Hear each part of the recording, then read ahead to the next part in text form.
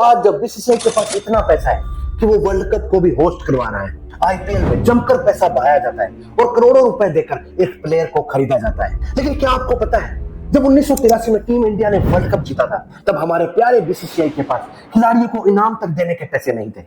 तो उस समय बीसीसीआई की मदद सुर कोकिला लता मंगेशकर जी ने की थी और उन्होंने कॉन्सर्ट्स कर 20 लाख रुपए तक का फंड जुटाया था, जिससे 1983 के वर्ल्ड कप के स्टार्स का भव्य स्वागत किया गया और प्रत्येक खिलाड़ी को 1-1 लाख रुपए दिए गए। 1983 की यह सैलरी स्लिप देखकर आपको आइडिया हो ही गया होगा कि उस समय बीसीसीआई की हालत क्या थी, जब वर्ल्ड कप हीरोज के सम्मान करने के लिए भी बीसीसीआई के पास पैसे तक नहीं थे।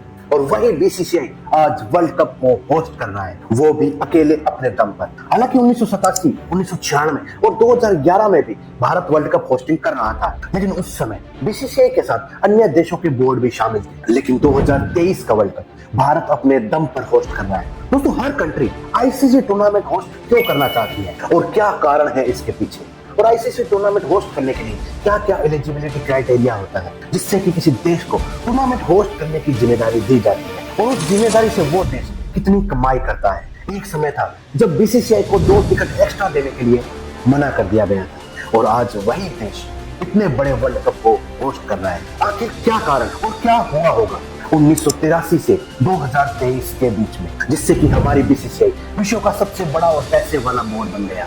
यही जानेंगे हम आज इस वीडियो में। तो नमस्कार दोस्तों, मैं हूं राजेश गुरनानी और स्वागत है आपका इस वीडियो में। दोस्तों, इस न्यूज आर्टिकल की बात करें तो भारत को इस वर्ल्ड कप से 2.4 बिलियन का इकोनॉमिक बूस्ट मिलेगा, जो कि लगभग 22,000 करोड़ रुपए होते हैं। इस टूर्नामेंट में 10 टीमों ने हिस्सा लिया है, जिन्होंने 48 मैच खेले, वो भी अलग अलग 10 वेन्यूज पर। दोस्तों, हमारे देश में क्रिकेट को भगवान के रूप में पूजा जाता है और हमारी नस नस में क्रिकेट समाया हुआ है। जब बच्चा पैदा होता है तब उसके हाथ में खिलौने के रूप में क्रिकेट का बैट थमा दिया जाता है, और क्रिकेट का तो क्रेज इतना है हमारे देश में कि कुछ लोगों ने अपनी शादी तक पोस्टपोन कर दी। अगर कोई नेशन आईसीसी टूर्नामेंट या कोई वर्ल्ड कप होस्ट करना चाहता है तो उसके पास एक अच्छा इंफ्रास्ट्रक्चर और बेशुमार फैंस होने चाहिए। आपके देश के पास वो सभी सुविधाएं होनी चाहिए जिससे कि विदेशी मेहमानों की आवभगत कर सके। उनके ठहरने के लिए लग्जरी होटल्स होने चाहिए, खाने पीने की व्यवस्था होनी चाहिए जो कि मेहमानों को कुछ स्पेशल फील करवाए, और सबसे बड़ी बात है कि फैंस ऐसे होने चाहिए स्टेडियम में बैठने तक की जगह न मिले। दोस्तों, जहां इतनी भीड़ होगी वहां ब्रांड्स आने तो लाजमी है। वर्ल्ड कप के हर एक मैच के हर एक सेकंड को बेचा जाता है, यानी कि ब्रांडिंग की जाती है। अगर आप इस वर्ल्ड कप में 10 सेकंड की भी एड चलवाना चाहते हैं, आपको लगभग 30 लाख रुपए पे ऐड करने होंगे, और यह अमाउंट पिछले वर्ल्ड कप से लगभग 50% अधिक है। अकेले टीवी स्पॉन्सर से ही लगभग 12,000 करोड़ रुपए कमा लिए जाएंगे। वहीं बात करें स्टेडियम की तो टिकट, खाना पीना और मर्चेंडाइज आदि सभी जोड़कर लगभग 3500 से 4,000 करोड़ रुपए का बूस्ट होगा।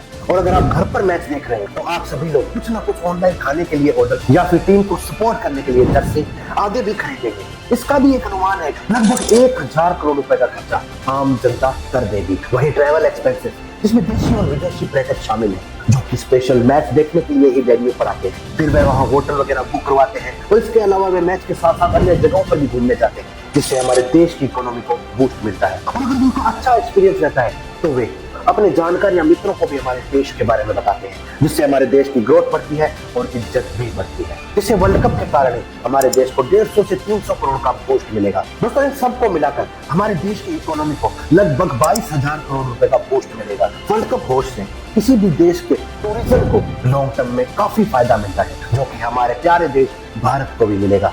दोस्तों, कोई भी देश वर्ल्ड कप होस्ट सिर्फ पैसों के लिए नहीं करता, उस देश की उस खेल में डोमिनेंस कितनी है वो भी पता चलता है, और दूसरे देशों में भी हमारी इज्जत में मुनाफा होता है। वे सुरक्षा के प्रति भी अधिक आश्वस्त होते हैं। यह देश सुरक्षा के लिए आज से सही है, जो कि इतने बड़े इवेंट को होस्ट कर रहा है। और इस होस्टिंग के लिए नेशन भी अपने इंफ्रास्ट्रक्चर को काफी मजबूत करता है, जैसे कि road, overbridge, rail overbridge, hotels, hospitals, या कोई ऐसा स्ट्रक्चर जिससे कि समय की बचत हो और उनकी कन्वीनियंस का भी ख्याल रखा जा सके। दोस्तों, हालांकि वर्ल्ड कप होस्ट करना इतना आसान नहीं होता। ऐसे कोई भी मुंह उठा के वर्ल्ड कप होस्ट नहीं कर सकता।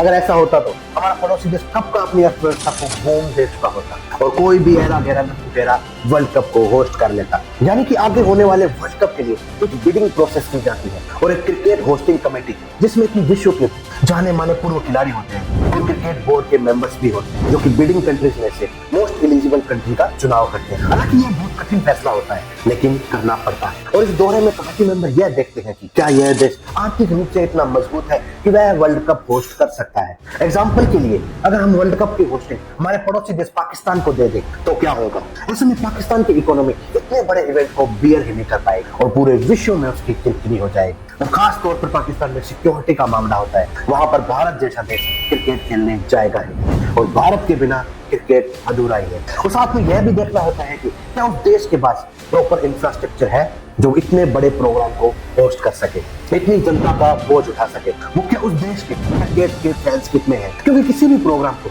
सुपर सक्सेसफुल बनाने के लिए उस देश में उस खेल के फैंस होना बहुत जरूरी है। क्योंकि अगर फैंस ही नहीं होंगे तो स्टेडियम के स्टैंड खाली पड़े रहेंगे और इस हालत में इवेंट सुपर फ्लॉप हो जाएगा। इसीलिए फैंस होने बहुत जरूरी है और इसी से ही इवेंट सक्सेसफुल होता है। अगर इवेंट फ्लॉप होता है तो उस देश को पैसों का मोटा खामियाजा भुगतना पड़ता है और देशों की किरकिरी अलग होती है। दोस्तों यहाँ मैं कहना चाहूंगा क्रिकेट का वर्ल्ड कप भारत में हो रहा है तो यह क्रिकेट के लिए सोने पर सुहागा है, क्योंकि हमारे देश में क्रिकेट को सिर्फ खेला नहीं जाता बल्कि पूजा जाता है। वैसे आपको बता दें कि साल 2027 में साउथ अफ्रीका, जिम्बाब्वे और नामीबिया मिलकर वर्ल्ड कप होस्ट कर रहे हैं और उसके अगले सीजन साल 2031 में यह हमारे फिर से प्यारे देश भारत में लौटेगा और इस बार बांग्लादेश भी हमारे साथ सह मेजबान होगा। एक समय था जब आईसीसी को इंग्लैंड और ऑस्ट्रेलिया डोमिनेट करते थे और उसी आईसीसी पर बीसीसीआई का एक छत्र राज है और आईसीसी की टोटल अर्निंग का एक बड़ा हिस्सा बीसीसीआई से जाता है और यही कारण है कि हमारा बोर्ड इतना शक्तिशाली बोर्ड बन गया।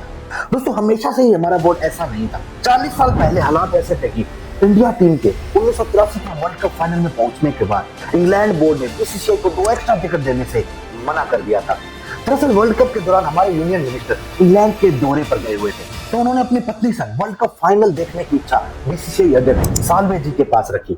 लेकिन जब साल्वे जी ने यह बात इंग्लैंड बोर्ड से की तो उन्होंने यह मांगे सिरे से खारिज कर दी और साल्वे को यह बात रास नहीं आई और उन्होंने इंग्लैंड से क्रिकेट की डोमिनेंस खत्म करने की सोची। क्योंकि आपको पता होगा कि पहले 3 वर्ल्ड कप इंग्लैंड ने ही होस्ट किए थे, क्योंकि किसी दूसरे देश को इसके काबिल ही नहीं समझा जाता था कि कोई देश इतना बड़ा टूर्नामेंट होस्ट कर सकता है।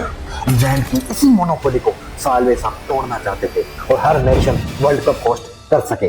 और साल्वे साहब पाकिस्तान के साथ मिलकर एक स्तंभ का निर्माण करते हैं जिसमें ऑस्ट्रेलिया भी भारत पाक की मदद करता है और अंत में इंग्लैंड भी इस बात से सहमत होकर अन्य देशों में क्रिकेट वर्ल्ड कप होस्ट करने को कहता है। साल्वे जी और भारत के सबसे बड़े इंडस्ट्रिस्ट धीरू भाई अंबानी मिलकर भारत में वर्ल्ड कप होस्ट करवाते हैं। धीरू भाई अंबानी बीसीसीआई को एक ब्लैंक चेक देते हैं, जितना भी खर्चा हो इसमें भर लो और देश का नाम ऊंचा कर दो।